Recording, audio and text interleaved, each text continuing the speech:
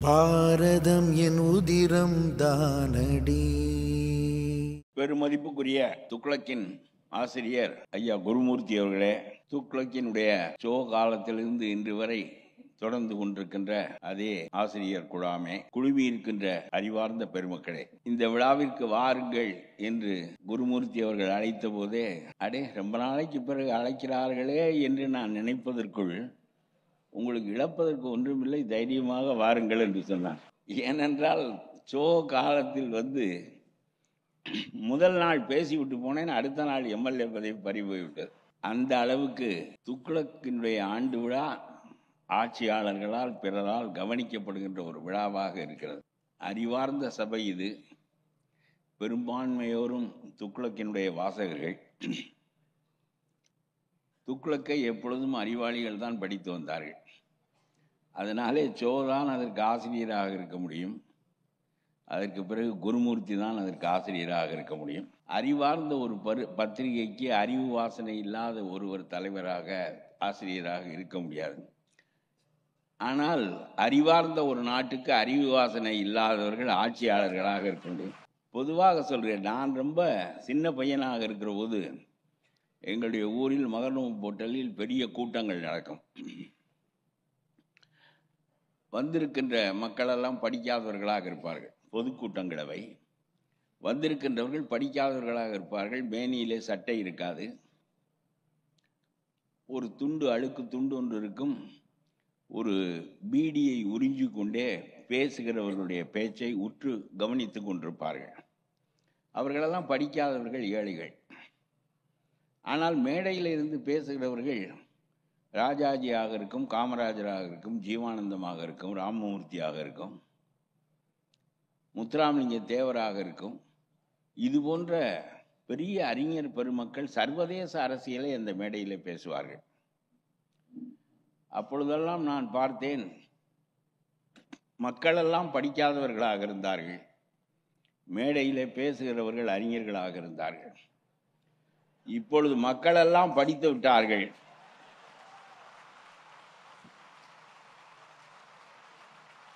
கேட்கின்றவர்கள் அறிஞர்களாக இருக்கிறார்கள், பேசுகின்றவர்கள் பொக்கைகளாக இருக்கிறார்கள்.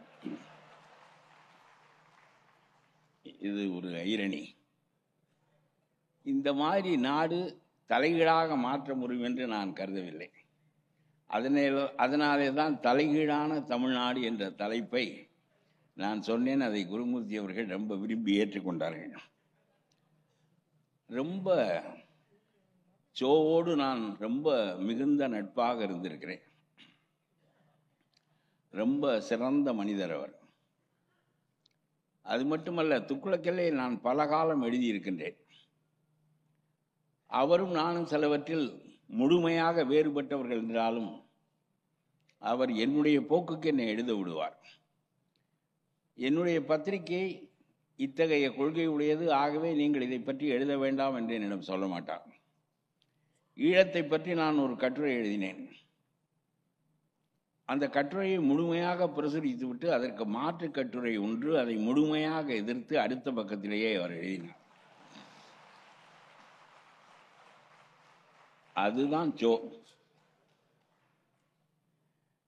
என்ன சார், நீங்களே என்கிட்ட சொல்லியிருந்தா நான் எழுதியிருக்க மாட்டேனே. என்ன இல்லை, உன் விலை என்ன என் விலை என்னன்னு பார்க்கணும் இல்லைன்னு. ரொம்ப ரொம்ப அறிவான மனிதர், ரொம்ப சிறந்த மனிதர். அவருடைய மகன், அவர் உடல் நலம் இல்லாமல் இருந்தபோது அவருடைய மருமகளும் மகனும் அவரை கவனித்து கொண்டால் நான் போய் அடிக்கடி பார்த்து கொண்டே இருப்பேன். ரொம்ப அப்படி ஒரு குடும்பம் அது. மருமகள் மகள் போல அவருக்கு வைத்தியம் பார்த்தார்கள்.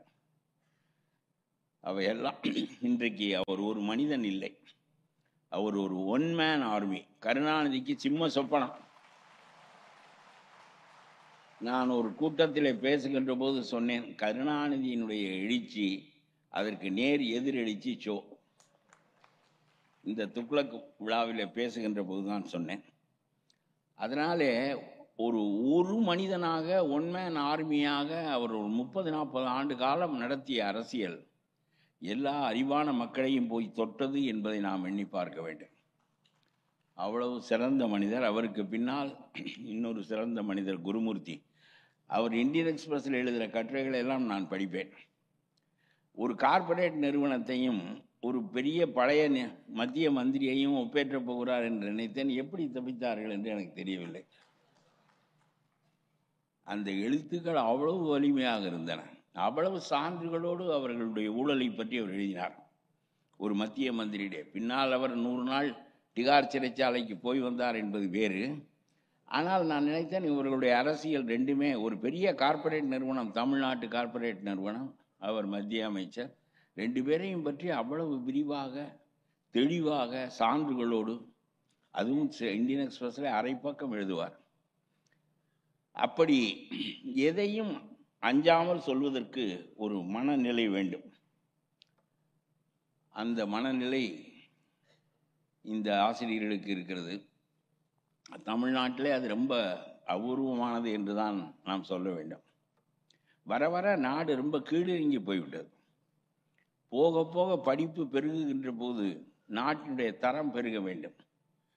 படிப்பு உயர் மட்டத்திற்கு போகின்ற போது நாடு இன்றைக்கு இருக்கின்ற நிலைமையும் அரசியலில் பேசப்படுகின்ற பேச்சுக்களும் வைக்கப்படுகின்ற வாதங்களையும் எண்ணி பார்க்கின்ற போது நமக்கு மிகவும் களைப்பாக இருக்கிறது. நீங்கள் எண்ணி பாருங்கள், மத்திய அரசாங்கம் PM ஸ்ரீ என்ற ஒரு திட்டம் வைத்திருக்கிறது. அந்த PM ஸ்ரீ திட்டத்தில் ஒரு 400-500 கோடி ரூபாய் தமிழ்நாட்டுக்கு கொடுப்பார்கள் போல் இருக்கிறது. அதிலே இந்தியை நீங்கள் ஏற்றுக்கொண்டால் தான் அந்த திட்டத்திலே நாங்கள் பணம் தருவோம் என்று அவர்கள் சொல்லிவிட்டார்கள் என்பதற்காக இவர்கள் நாங்கள் இந்தியை எதிர்க்கிறோம், ஆனால் அந்த பணமும் வேண்டும் என்று இடையறாமல் சொல்லி கொண்டிருந்தார்கள். கேந்திரிய வித்யாலயம் இருக்கிறது, நவோதய வித்யாலயம் இருக்கிறது. இவையெல்லாம் மைய அரசினுடைய கொள்கைப்படி நடத்தப்படுகின்ற பள்ளிக்கூடங்கள். அதிலே இந்தி இருக்கும். அதுபோல் PM ஸ்ரீ திட்டத்திலும் இந்தி இருக்கும். உனக்கு வேண்டாம் என்றால் விலகி கொண்டு போ. என்ன 400-500 கோடி ரூபாய் என்ன பெரிய சங்கதியா? ஆனால் அவர் என்ன சொன்னார் என்றால், வாதங்கள் எப்படி முன்வைக்கப்படுகின்றன என்பதற்காக நான் இதை சொல்லுகிறேன். அந்த திட்டத்தில் உள்ள ஒரு 400-500 கோடி ரூபாயை மத்திய அரசாங்கம் தர மறுத்து விட்ட காரணத்தினாலே வாத்தியார்களுக்கு சம்பளம் போட முடியவில்லை என்று சொன்னார். 48,000 கோடி கல்விக்காக ஒதுக்கப்படுகின்ற தமிழ்நாட்டில் 48,000 கோடி வரவு செலவு உள்ள கல்வி திட்டங்களில் வாத்தியாருக்கு சம்பளம் போட இந்த 500 கோடி ரூபாய் வராத காரணத்தினாலே தான் சம்பளம் போட முடியவில்லை என்று சொன்னால், எவ்வளவு கேட்பவனுக்கு புத்தி இல்லை என்றால் கேழ்வரகில் நெய்வடியும் என்று சொல்வது போல மக்கள் அப்படி இல்லை. ஆனால் இது போன்ற வாதங்கள் முன்வைக்கப்படுகின்றன. நீ சொல்லு, அந்த பணமும் எங்களுக்கு தந்தால் நல்லது, நாங்கள் இந்தியை ஏற்றுக்கொள்ள மாட்டோம் என்று சொல்லிவிட்டு போ. இல்லாவிட்டால் இதெல்லாம் 500 கோடி 800 கோடி என்ன பெரிய தொகையா? நாங்கள் கடனே 8 லட்சம் கோடி வைத்திருக்கிறோம். இதில் என்ன 500 கோடியும் 300 கோடியும் வந்து என்ன ஆக போகிறது? ஆனால் இதனாலே தான் வாத்தியார்களுக்கு, ஏனென்றால் வாத்தியார்களுக்கு 1 மாதம் 1.5 மாதம் சம்பளம் போடாமல் வைத்திருந்தார்கள். இன்னமும் நம்முடைய நாட்டில் கல்லூரிகளில் வேலை பார்க்கின்ற ஆசிரியர்களில் 7,000 பேர் 15,000 ரூபாய் சம்பளத்திற்கு வந்து 25,000 ரூபாய் சம்பளத்திலே தான் இன்னும் 30-40 ஆண்டுகளாக வேலை பார்த்து கொண்டிருக்கிறார்கள். அவர்களையெல்லாம் நிரந்தரமாக்க முடியவில்லை. நிரந்தரமாக்கினால் 1 லட்சம் சம்பளம் கொடுக்க வேண்டும். ஆகவே அவனை 15,000 20,000 வைத்து தேய்ப்பது என்று நீ முடிவெடுத்தால் இது என்ன அரசாங்கம் நடத்துகிற லட்சணமா என்று கேட்கின்றேன் நான். எத்தனை பேர் தற்காலிகமாக கொஞ்ச காலத்துக்கு வைத்திரு, தற்காலிகமாக 30 ஆண்டுகளாக அந்த ஆசிரியர்களை நீங்கள் வைத்துக் கொண்டிருக்கிறீர்கள். அவன் திருமணமான போது ஒரு அம்மா என்னிடம் சொன்னார்கள், இவர் வாத்தியாராக இருக்கிறார், பெர்மனண்ட் ஆகி விடுவார், 1 லட்சம் ரூபாய் 1,5 லட்சம் ரூபாய் சம்பளம் வாங்குவார் என்று நம்பி நான் வாழ்க்கைப்பட்டு விட்டேன். கடைசியில் இவர் 20,000 ரூபாய் தான் இன்றைக்கு வாங்கி கொண்டிருக்கிறார் என்று சொன்னபோது, இது உங்களுடைய கணவருடைய மோசடி அல்ல, அரசாங்கத்தினுடைய மோசடி என்று சொன்னேன். அவ்வளவு PM ஸ்ரீ திட்டத்தில் ஒரு 500-800 கோடி ரூபாய் தராத காரணத்தினாலே ஆசிரியர்களுக்கு சம்பளம் போட முடியவில்லை என்று இவர் சொன்னது எனக்கு ஒரு கதை ஞாபகத்துக்கு வந்தது. ஒரு ஊரில் ஒரு செட்டியார் இருந்தார், ரொம்ப வசதியானவர். ஒரு திருடன் ரொம்ப நாளாக அவரை கவனித்து கொண்டே இருந்தான். இவர் வீட்டிலே அடித்து விட்டால் பிறகு வாழ்க்கைக்கு நாம் செட்டில் ஆகி விடலாம் என்று முடிவு செய்து, அந்த காலத்தில் கண்ணக்கோல் வைத்து திருடுகிற பழக்கம் உண்டு. ஆகவே ஒரு அமாவாசையை தேர்ந்தெடுத்தான். கும்மிருட்டாக இருக்கும் அன்றைக்கு போய் கண்ணக்கோல் வைப்போம் என்று அவன் முடிவெடுத்தான். சரி என்று சொல்லி நல்ல மழை பெய்திருந்தது. அமாவாசை இருட்டு. செட்டியார் உள்ளே உறங்கி கொண்டிருந்தார். இவன் போய் சுவரிலே கண்ணக்கோல் வைத்தான். வைத்து சுவரை தோண்டி கொண்டே வந்தான். ஒரு ஆள் நுழைகிற அளவுக்கு அது வந்த பிறகு நிறுத்தி, ஒரு ஆள் நுழைகிற அளவுக்கு வந்த பிறகு இவன் உள்ளே தலையை விட்டான். மழை வேறு பெய்திருந்தது, சுவர் வேறு பொது பொது இருந்தது. அந்த சுவர் அப்படியே உடைந்து அவன் மீது விழுந்து அவன் செத்து போய்விட்டான். காலையிலே செட்டியார் எழுந்து பார்த்தபோது இவன் பிணமாக கிடக்கிறான். இதற்குள் அவனுடைய மனைவி ரொம்ப கெட்டிக்காரி. செட்டியார் வீட்டுக்கு போயிட்டு 4 மணிக்கெல்லாம் வந்திருக்கணுமே, இன்னும் வரவில்லையே என்று சொல்லி அவள் அங்கிருந்து தேடி வந்தாள். கணவன் பிணமாக கிடப்பதை பார்த்தாள்.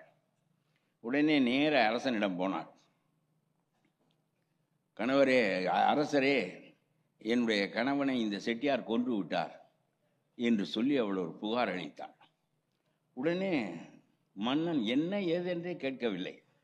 நம்ம பிஎம்சி திட்டத்தை பற்றி முதல்வர் பேசிய பேச்சு போல உடனே நேர காவலனை அனுப்பி செட்டியாரை பிடித்து கொண்டு வா என்று சொன்னான். வந்தவுடன் மன்னன் கேட்டான், செட்டியார் உன் வீட்டில் தானே செத்தார்? ஆமாம். உன்னுடைய சுவர் இடிந்து விழுந்துதானே செத்தார்? ஆமாம். அப்படியானால் அந்த சாவுக்கு காரணம் நீதானே என்று கேட்டார். செட்டியார் நினைத்தார், அவன் திருடன் கண்ணக்கோல் வைத்து சுவர் உடைந்து செத்திருக்கிறான். ஆனால் மன்னன் கேட்கிறான், உன்னுடைய வீட்டில் செத்தான், நீதான் பொறுப்பு என்று. சரி, இவனிடம் நாம் அது மாதிரி பேசினால் சரியாக வராது என்று சொல்லி உடனே ஆமாம், செத்து போய்விட்டார். ஆனால் அரசே, அதற்கு நான் பொறுப்பில்லை. இந்த கொத்தனார் ரொம்ப சொதவென்று சுவரை கட்டி விட்டார். ஆகவே அந்த திருடன் செத்து விட்டான்.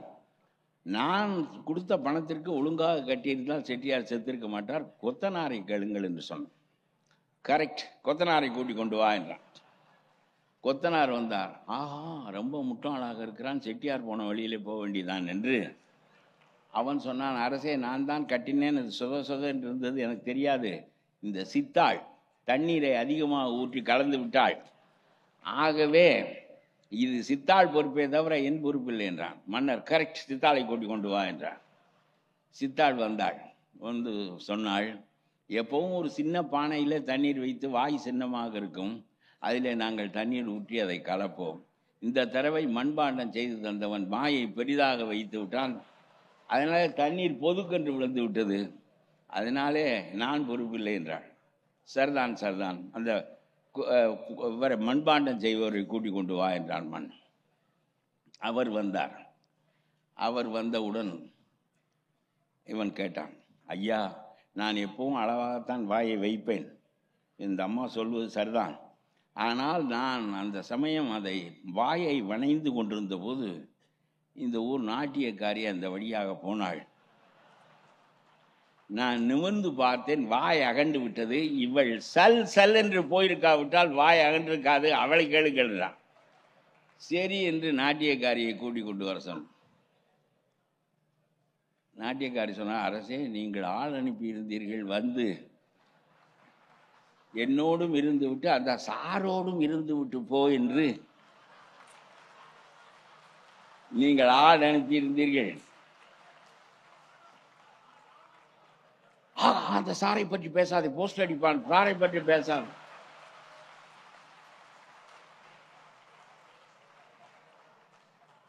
நான் போகின்ற வழியில் குயவனுக்கு இப்படி ஆகிவிட்டது என்று சொன்னால் கேஸ் டிஸ்மிஸ், போங்கடா என்று சொல்லிவிட்டார். இப்படி ஒரு பதிலை நம்முடைய அரசாங்கம் சொல்லுகிறது. 500 கோடி ரூபாய் அவர்கள் தராத காரணத்தினால் 18,000 ஆசிரியர்கள் இருக்கிற பள்ளிக்கூடத்திற்கு சம்பளம் போடவில்லை என்று சொன்னால் அந்த முட்டாள்தனமான மன்னனுக்கும் இந்த அரசுக்கும் ஏதாவது வேறுபாடு இருக்கிறதா என்று கேட்கிறேன். ரொம்ப கேவலமாக போய்விட்டது. அந்த அறிவார்ந்த வாதங்கள் இல்லை. ஒரு காலத்தில் ராஜாஜி இங்கே இருந்தார், காமராஜர் இருந்தார், எவ்வளவு பெரிய தலைவர்கள் இருந்தார்கள்.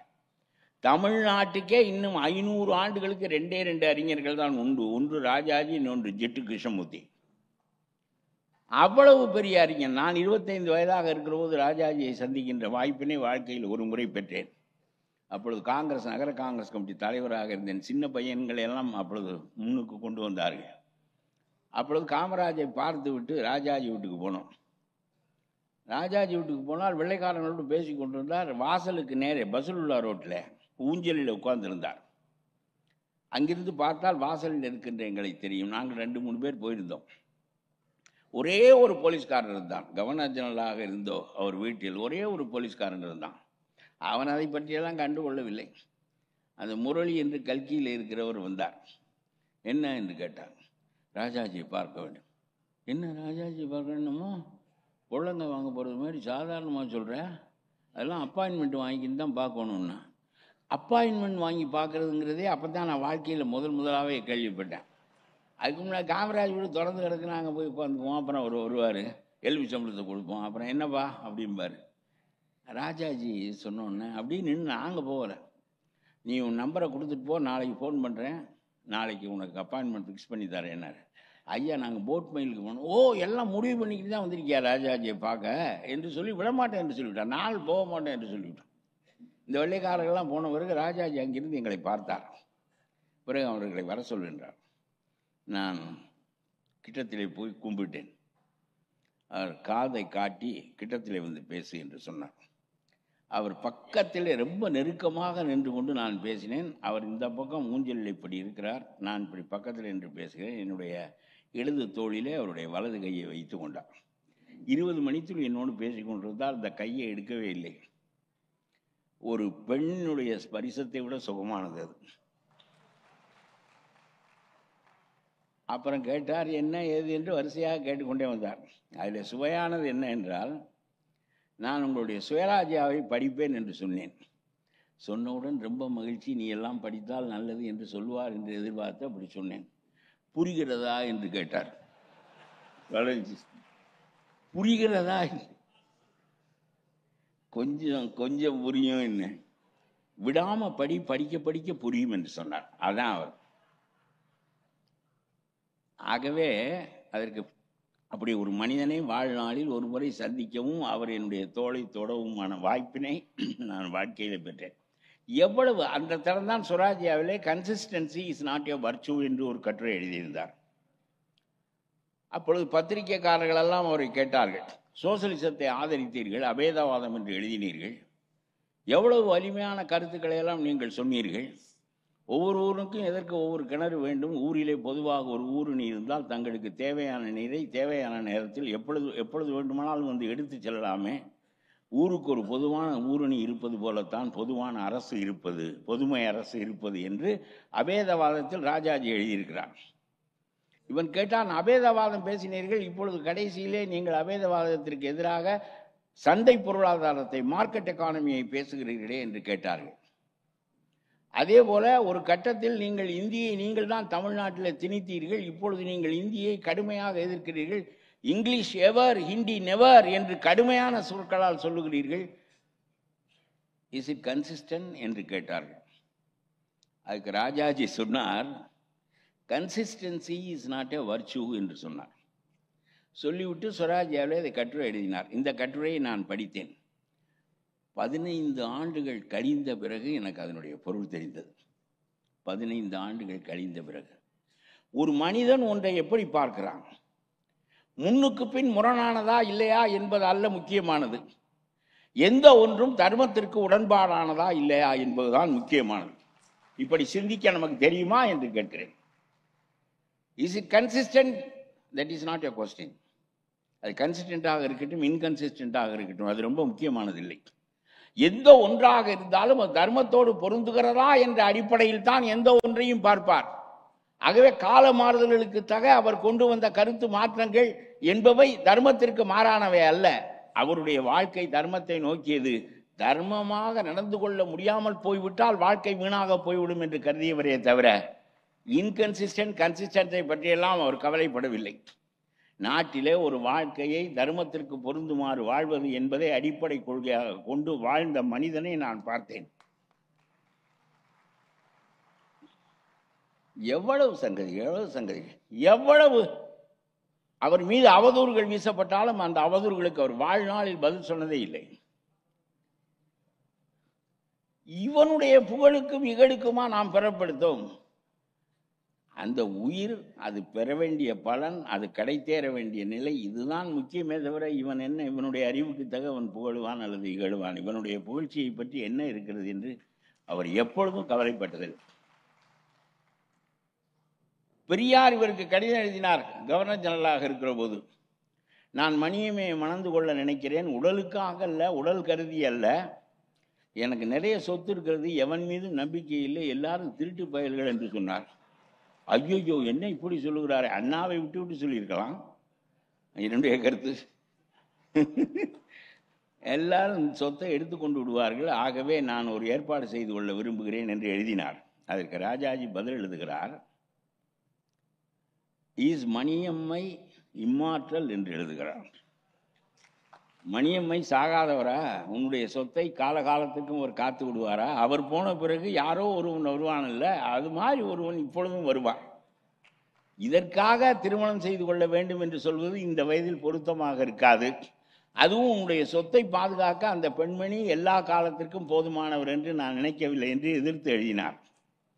ஆனால் ராஜாஜி ஒரு குள்ளூகப்பட்டார். அவர் பெரியாரை திருமணம் செய்து கொள்ள வைத்து கட்சியை பிளந்து விட்டார், குடிகேடி எங்களுடைய இயக்கத்தை உடைத்து விட்டார் என்று இடையறாமல் திமுகவினர் பேசிக் கொண்டிருந்தார்கள், அண்ணா உட்பட. ஆனால் எனக்கு ரொம்ப வருத்தம் அதில் என்ன என்றால், இவர்கள் பேசுவது பேசட்டும், ராஜாஜி இதற்கு பதிலே சொல்லவில்லை. பெரியார் சொல்லியிருக்க வேண்டியதில்லை, ராஜாஜி ஒன்றும் செய்யவில்லை, அவர் வேண்டாம் என்று தான் சொன்னார், நான் தான் மணந்து கொண்டேன் என்று இவர்களுக்கு பதில் சொல்லாமல் அவரும் பேசாமல் இருந்து விட்டார். அப்புறம் ஒரு 20 ஆண்டுகள் கழித்து வீரமணி அந்த கடிதத்தை வெளியிட்டார். வரலாற்றுக்கு இந்த உண்மை தெரிய வேண்டும் என்பதற்காக வெளியிடுகிறேன் என்று. 28 ஆண்டுகள் கழித்து பெரியாரும் தெரியும் ஞாபகம் இல்லை, அந்த கடிதமும் ஞாபகம் இல்லை. இல்லை, எதற்காக சொல்கிறேன் என்றால், குடிகேடி குள்ளூகப்பட்டார் என்றெல்லாம் சொல்லுகிறார்களே, நாம் வேண்டாம் என்று சொன்னதை நாம் தான் செய்து தீக்காவை உடைத்து விட்டோம் என்று சொல்லுகிறார்களே, அதற்கு ஒரு பதில் சொல்வோம் என்று ராஜாஜி கருதியதில்லை. கருதியதே இல்லை. எதற்காக? இவனுடைய புகழும் இகழும் நமக்கு என்ன பொருட்டு என்று கருதினார். எவ்வளவு குலக்கல்வி திட்டத்தை கொண்டு வந்தார் என்று சொன்னார்கள். அவர் கொண்டு வந்த கல்வி திட்ட பாடநூலிலே மணிநீதி இருந்ததா இல்லை குலக்கல்வி இருந்ததா? சும்மா பணம் இல்லை, அரசாங்கத்தில் புதிய கட்டிடங்கள் கட்ட முடியாது, நிறைய ஆசிரியர்கள் தேவைப்படும், அதற்கு வசதி இல்லை, ஆகவே 2 அரை நேரமாக பிரித்து 400 பேருக்கு பதிலாக 800 பேரை படிக்க வைக்கின்றேன் என்று சொல்லித்தான் இந்த திட்டத்தை கொண்டு வந்தார். ஆனால் சும்மா இருக்க மாட்டார் ராஜாஜி. நிருபர்கள் கேட்டார்கள், மீதி நேரத்தை என்ன செய்வது என்று. ஏன் தகப்பனாருடைய தொழிலை கற்றுக்கொண்டால் அது ஒரு கைத்தொழில் தானே, நல்லது தானே என்று சொல்லிவிட்டார். அப்பன் தொழிலை கற்றுக்கொள்ள சொல்லுகிறான், அப்பன் வழியாக வாழ நினைக்கிறான், இது குலக்கல்வி. கல்வியிலே குலத்தன்மை ஒன்றும் கிடையாது. அவர் சொன்னார், இது கற்றுக்கொண்டால் நல்லது தானே, சும்மா இருக்கிற நேரத்தில் அவன் இதையும் செய்யட்டுமே, படிப்போடு இதையும் சேர்த்து செய்யட்டுமே என்று சொன்னார். குள்ளுகப்பட்டர் குலக்கேடர் என்று பேசாத பேச்சு பாக்கியில்லை, ஒன்றுக்காவது பதில் சொல்லவில்லை. இந்த காமராஜர் வந்து சொன்னார், இந்த கல்வி திட்டம் பெரிய எதிர்ப்புக்குள்ளாகிவிட்டது, நீங்கள் விட்டு விடுங்களே என்று சொன்னார்.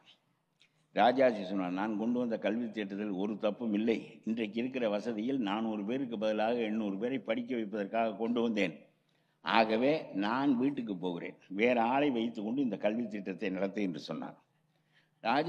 காமராஜர் சொன்னால், நீங்களே முதலமைச்சராக இருங்கள், கல்வி திட்டத்தை விட்டு விடுங்கள், எதிர்ப்பு வருகிற போது விட்டு விடுவது தானே காங்கிரஸுக்கு நல்லது என்று சொன்னார். எதிர்ப்பு அறிவாக வரும், அறிவில்லாமல் வரும், அதல்ல முக்கியம், யாரையும் வைத்து நீ நடத்தி இந்த கல்வி திட்டத்தை நடத்தி என்று சொன்னார். காமராஜர் யோசித்தார். ராஜாஜி வீட்டுக்கு போய் எனக்கு உடல்நலம் இல்லை என்று கடிதம் எழுதி அனுப்பிவிட்டு அந்த பதவியை துச்சமாக அவரை கெஞ்சி குற்றாலத்திலிருந்து கூட்டி கொண்டு வந்து தான் முதலமைச்சராக ஆக்கினார்கள். பிறகு அவராகவே ஒரு நாள் வீட்டுக்கு போய்விட்டார்.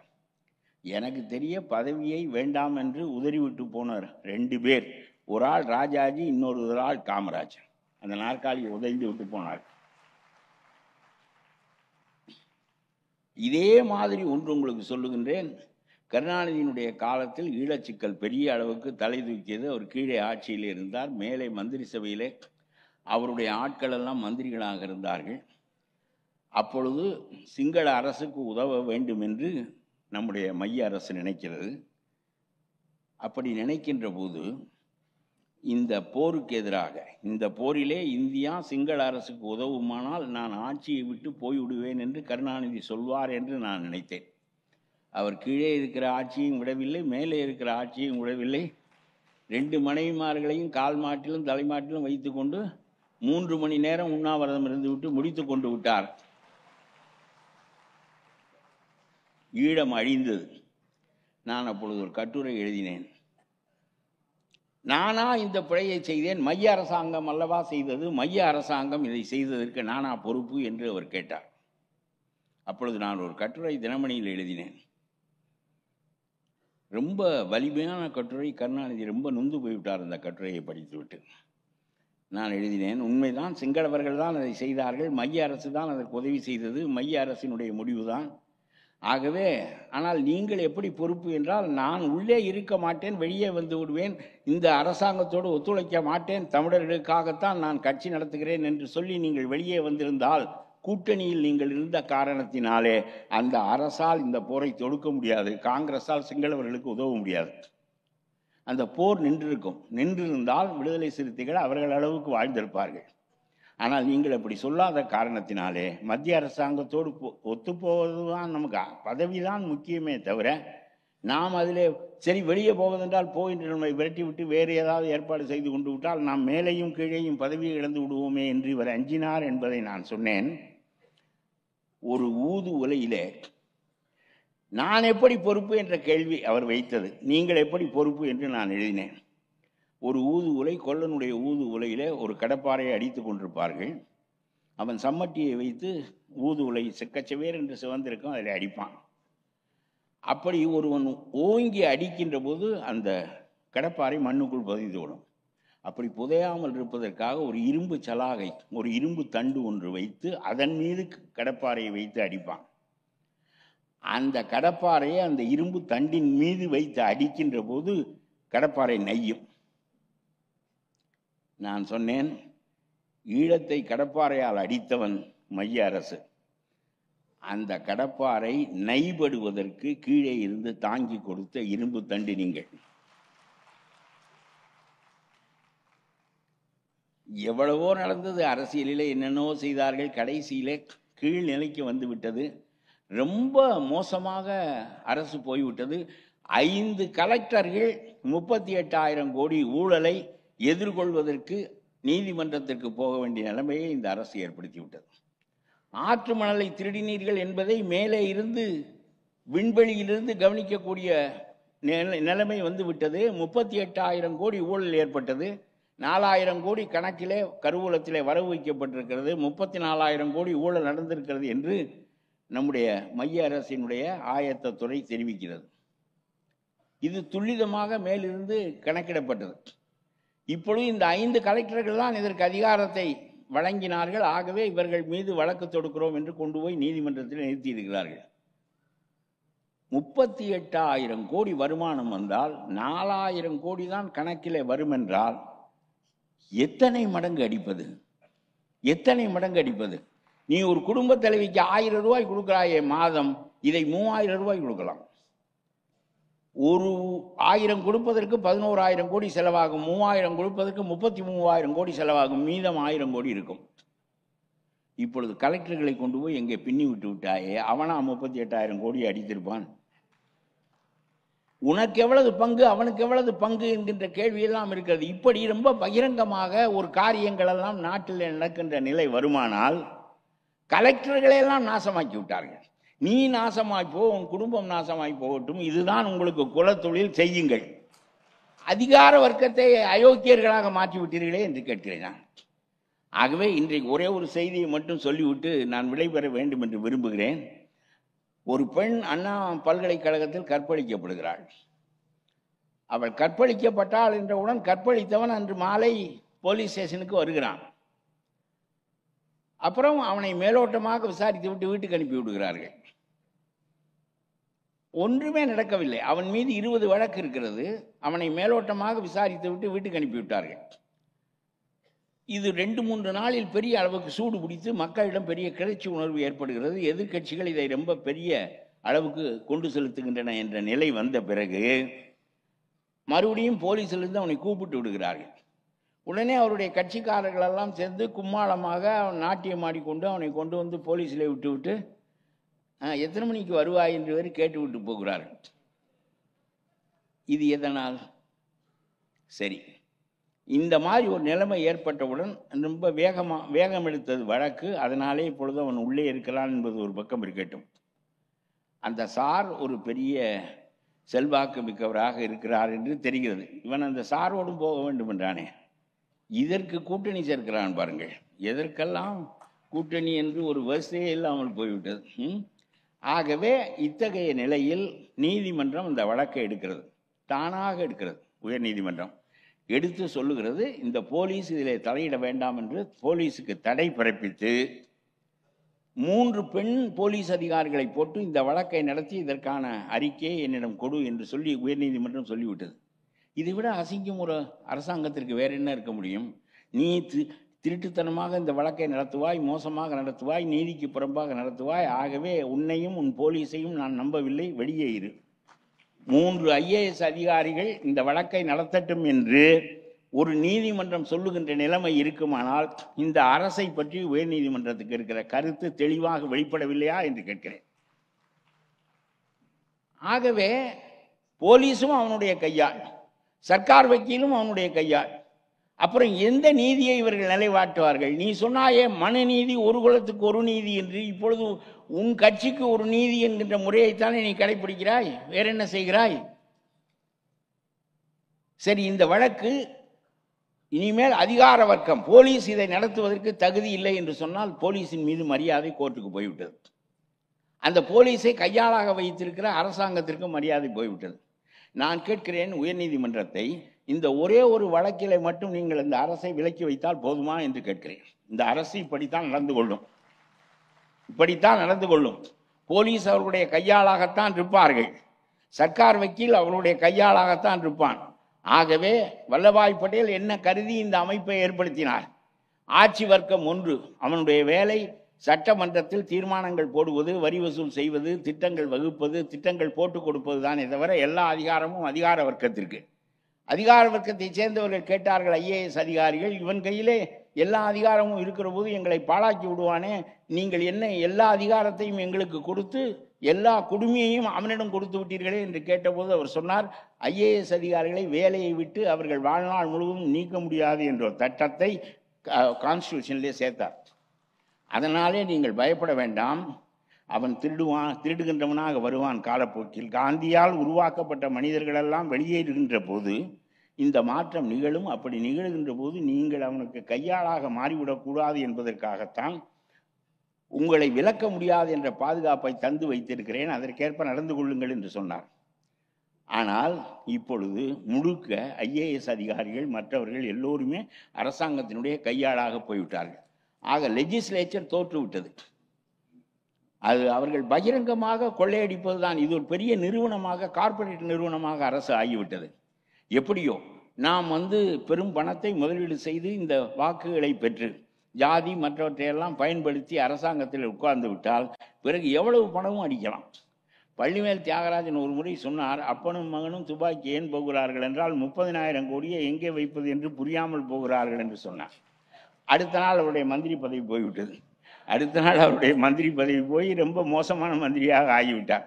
அதற்கு பிறகு மூடிய வாயை அவர் இன்றும் திறக்கவில்லை. ஆகவே எதற்காக சொல்கிறேன் என்றால் லெஜிஸ்லேச்சர் போய்விட்டது. அதற்கு அடுத்தபடி நம்முடைய பியூரோக்ரசி போய்விட்டது.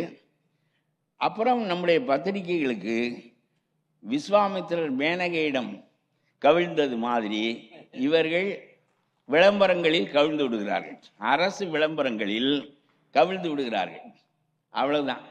விஸ்வாமித்திரரே கவிழ்ந்தது மாதிரி இவர்களும் கவிழ்கிறார்கள். 3வது தூணான ஜனநாயகத்தின் 3வது தூணான பத்திரிகை துறையும் போய்விட்டது.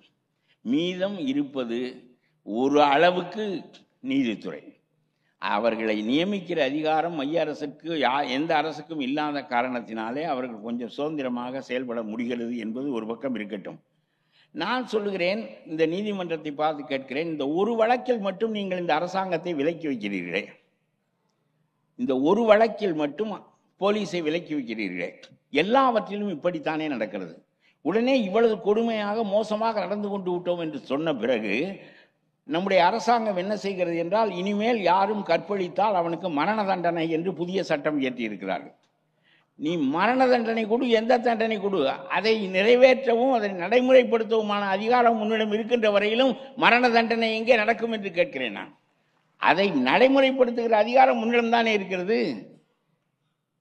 ஆகவே இதெல்லாம் ஒரு மக்களை ஏமாற்றுவதற்குத்தானே தவிர மரண தண்டனை என்று சொன்னால் உடனே பாருங்கள், பெண்ணுக்கு பரிந்து கொண்டு எவ்வளவு பெரிய தண்டனையை இந்த அரசாங்கம் அளிக்கிறது என்று சொல்வார்களே தவிர, மறுபடியும் அரசாங்கங்கள் தன்னுடைய போக்குக்கு ஏற்ப அதிகார வர்க்கத்தை கையில் வைத்து கொண்டு எதையும் செய்ய முடியும் என்கின்ற நிலை இருக்கின்ற போது, இந்த ஒரு வழக்கில் மட்டும் நீதி பெற்றுக் கொடுப்பதற்கு நம்முடைய உயர் நீதிமன்றம் முன்வந்தால் போதாது. அப்படியானால் நம்முடைய அரசியல் சாசனத்தின் அடித்தளத்தில் இருந்து இந்த மாற்றம் கொண்டு வரப்பட வேண்டும். இல்லாவிட்டால் ஒரு ஊழலான மந்திரி சபை அமைந்து விடுமானால், ஜனநாயகத்தில் நீங்கள் மாற்ற முடியவில்லையே, 50 ஆண்டு காலமாக மாற்ற முடியவில்லையே, அவன் பணத்தை வைத்து, ஜாதியை வைத்து, மற்றவற்றை வைத்து மீண்டும் மீண்டும் திரும்ப வந்து விடுகிறானே. ஒரு கார்ப்பரேட் நிறுவனம் போல அரசியல் நடக்கிறது. அப்புறம் என்ன நீதியை நீங்கள் சொல்லி அந்த இடத்தை பிடிக்க முடியும்? ஆகவே இவனிடமிருந்து இருக்கின்ற அதிகாரங்களால் சமூகம் பாதிக்கப்படாமல் இருப்பதற்கு என்ன செய்ய வேண்டும் என்பது குறித்து, அரசியல் சாசனத்தின் அடிப்படையில் என்ன மாற்றங்கள் செய்ய வேண்டும் என்பது குறித்து மீண்டும் சிந்திக்க வேண்டிய காலம் வந்திருக்கிறது என்றுதான் நான் நினைக்கின்றேன். ஒவ்வொருவனும் சும்மா பல 1000 கோடி ரூபாயை சுரண்டுவதற்கும் இந்த மக்களை நாசப்படுத்துவதற்கும் இதற்காகத்தானா வஉசி செக்கெடுத்தார்? இதற்காகத்தானா காமராஜரும் வேதாரண்யத்துக்கு உப்பு எடுப்பதற்கு ராஜாஜி நடந்தார்? 10 ஆண்டுகள் காமராஜர் சிறையில் இருந்தார். முத்துராமலிங்கத்தினுடைய வாழ்க்கையை பல காலம் சிறையிலே கழித்தார். இவ்வளவு மனிதர்களும் பாடுபட்டது என்பது இவ்வளவு மோசமான அரசு வரும் என்பதற்காகவா? தாமஸ் மன்ரோவை போல ரயத்துவாரி முறையை கொண்டு வந்து ஒரு வெள்ளைக்காரன் இந்த நாட்டை எவ்வளவு பெரிய அளவுக்கு மேம்படுத்தி இருக்கிறான். இன்னமும் அந்த தாமஸ் மன்ரோவினுடைய சிலை அங்கே குதிரையிலே ஆரோகணித்தவன் அமர்ந்திருக்கிற சிலை இருக்கிறதே, அவனை பார்க்கிற போதாவது புத்தி வர வேண்டாமா? இவனுக்கு ஏன் சிலை வைத்திருக்கிறார்கள்? எல்லா வெள்ளைக்காரனும் போய்விட்டானே, இவனுக்கு மட்டும் ஏன் சிலை இருக்கிறதே என்று சொன்னால், இவன் தமிழ்நாடு மேம்படுவதற்காக மிகப்பெரிய அளவிற்கு ஜமீன்தார்களை அரசு ஆதரித்து கொண்டிருந்த போது குடியானவர்களை ஆதரிப்பதற்காக தாமஸ் மன்றோ ரயத்துவாரி திட்டத்தை கொண்டு வருகிறான். எப்படியோ மனிதர்கள் இருந்திருக்கிறார்கள், எவ்வளவோ காரியங்கள் செய்திருக்கிறோம். இவனை எல்லாம் நாம் ஏன் விரட்டினோம் என்றால், அவன் சுரண்டுகிறான் என்பதற்காக விரட்டினோம். இப்பொழுது நீ என்ன செய்கிறாய்? அவனுடைய சுரண்டல் ஒரு அளவுக்குத்தான் இருந்தது, உன்னுடைய சுரண்டல் தாங்க முடியவில்லை. பாரதி ஒன்று சொல்லுகிறான், கனவு கண்டு சொல்லுகிறான் சுதந்திர இந்தியா எப்படி இருக்கும் என்று. ரொம்ப சுதந்திரம் என்பதே பேச்சு என்றெல்லாம் சொல்லி கொண்டு வந்து, நல்லோர் பெரியோர் என்னும் காலம் வந்ததே, கெட்ட நயவஞ்சகக்காரருக்கு நாசம் வந்ததே என்கிறான். எல்லாரும் ஒன்றென்னும் காலம் வந்ததே, பொய்யும் ஏமாற்றும் தொலைகின்ற காலம் வந்ததே, நல்லோர் பெரியோர் என்னும் காலம் வந்ததே, கெட்ட நயவஞ்சகக்காரருக்கு நாசம் வந்ததே என்றான். நயவஞ்சகக்காரர்களுக்குத்தானே வாழ்வு வந்திருக்கிறது. மேலும் இது போன்ற வீடியோக்களை காண தேசியவாத நியூஸ் யூடியூப் சேனலை சப்ஸ்கிரைப் செய்யுங்கள்.